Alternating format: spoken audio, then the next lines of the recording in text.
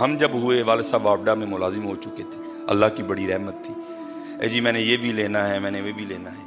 پہلی بار نا 9th میں ایویں پتہ نہیں میں کتوں پڑھ لیا ڈون کارلس، بڑا نام ہوتا تھا، سروس کا برانڈ تھا یہ.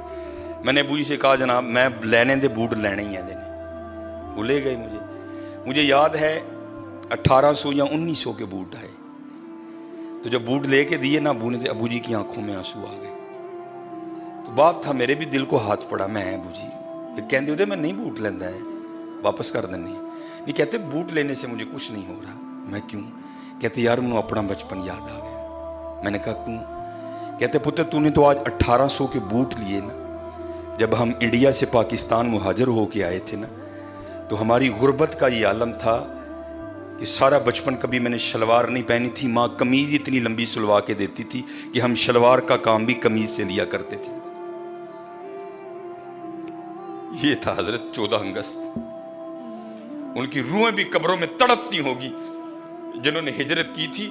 اور کبھی کو بابا مل جائے نا یہاں بیٹھا، اس کو کہنا یار بتاؤ 14 اگست کو ہوا کیا کیا تھا.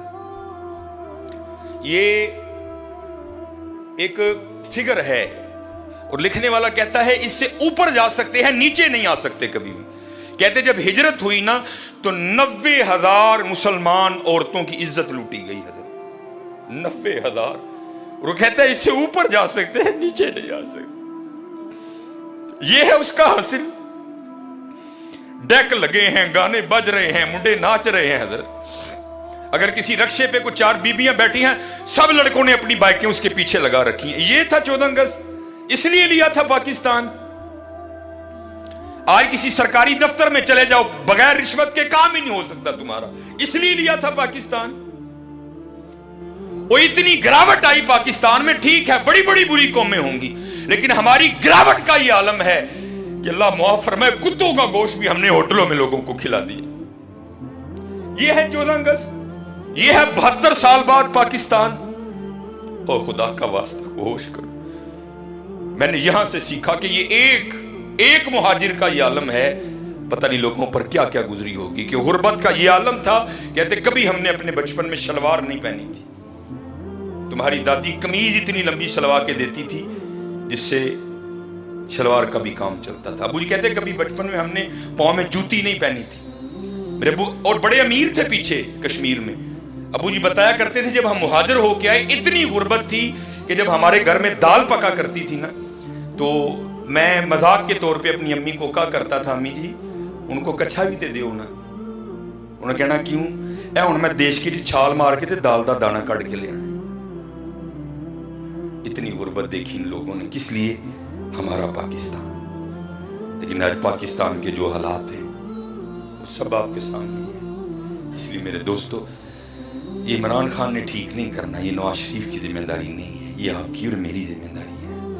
یہ آپ کی اور میری ذمہ. چھوٹی چھوٹی باتوں کا دھیان رکھو. اسار اپنا رول پلے کرو. حضرت اپنا رول پلے کرو. وہ بڑی مشہور بات ہے نا کہ جب نارے نمرود جلائی گئی نا تو حضرت ابراہیم علیہ السلام کو آگ میں پھینکنے کی باری آئی تو آگ اتنی بڑی تھی. اب وہ سوچ میں پڑ گئے آگ میں پھینکے کیسے؟ آگ کی تو قریب جا ہی کوئی نہیں سکتا، اتنی بڑی ہم نے آگ جلا لی. کیونکہ شیطان مجسم ہو کر، میں مختصر سناؤں گا، اس نے آ کر نا غلیل منجنیک بنانے کی جو تکنیک ہے نا وہ اس نے نمرودیوں کو بتائی. منجنیک بناؤ، ابراہیم علیہ السلام کو بنا کے نا سٹو. تو لکھا ہے کہ جب وہ آگ جل رہی تھی نا تو چڑیا اپنی چونچ میں نا پانی لا کے نا نارے نمرود پر ڈال رہی تھی کہ یہ آگ بجھ جائے. کسی سیانے نے پوچھا وہ چڑیا وہ اتنی بڑی آگ تو بجھا لے گی؟ وہ دیکھ تو صحیح آگ کو، یہ تیرا ایک قطرہ ہے یہ کیا معنی رکھتا ہے اس آگ کے لیے؟ تجھ سے نہیں بجھے گی. تو مولانا روم فرماتے ہیں وہ چڑیا کہتی ہے مجھے بھی پتہ ہے نہیں بجھے گی، لیکن کل بجھانے والوں میں نام تو ہوگا نا. ہاں حضرت خدا تو دیکھ رہا ہے کہ پاکستان کو لوٹنے والا کون ہے اور پاکستان کا خیر خواہ کون ہے. کیونکہ حضرت مدینہ اور پاکستان بڑا تعلق ہے آپس میں. مدینہ شہر پاک شہر، پاکستان پاک لوگوں کا شہر، پاک لوگوں کا وطن، پاک لوگوں کا ملک، پاک لوگوں کے رہنے کی بڑی مماثلت ہے اس کو حضرت آپس میں. یاد رکھنا حضرت دیکھنے والے دیکھ رہے ہیں. یہ بس 18 منٹ ہو گئے. کیونکہ 65 کی جب جنگ لگی تھی تو ہم تو سوئے پڑے تھے نا سارے. وہ کہہ کے نکلے تھے جناب سیرے جا کے ناشتہ لاہور ہونا ہے. تو یہ نوائے وقت میں خبر چھپی تھی کہ جو مدینہ پاک میں نبی علیہ الصلوۃ والسلام کے معجزہ شریف کے خادم تھے نا، صفائی جو ادھر کرتے تھے، وہ کہتے ہیں کہ نیند آ گئی. تو جب نیند آ گئی تو کیا دیکھتا ہوں کہ نبی علیہ الصلوۃ والسلام نے نا ہتھیار باندھے ہیں، زرہ باندھی ہے، ہاتھ میں ہتھیار ہے نبی سے. تو کہتے خواب میں عرض کیا اللہ کے رسول علیہ الصلوۃ والسلام یہ کیا عالم زرہ باندھی ہے، ہتھیار آپ نے اٹھا رکھے ہیں، یہ کیا رنگ ہے؟ تو نبی علیہ السلام نے فرمایا ہندوستان نے میرے پاکستان پہ حملہ کر دیا ہے، میں پاکستان کی مدد کے لیے جا رہا ہوں.